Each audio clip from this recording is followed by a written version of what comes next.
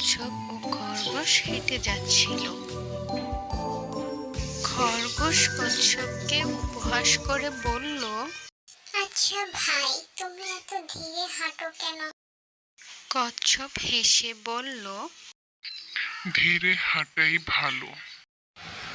চলো দেখি ওই গাছ অব্দি কে আগে যেতে পারে।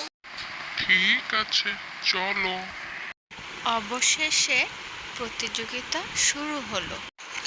দৌড় শুরু হতেই খরগোশ উধাও, কচ্ছপ ধীরে ধীরে হাঁটছে।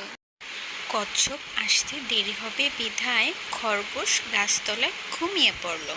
খরগোশ ঘুমে ব্যস্ত আর কচ্ছপ নিঃশব্দে চলে গেল এবং গাছ ছুঁয়ে ফেলল। খরগোশ এসে দেখল কচ্ছপ জিতে গেল।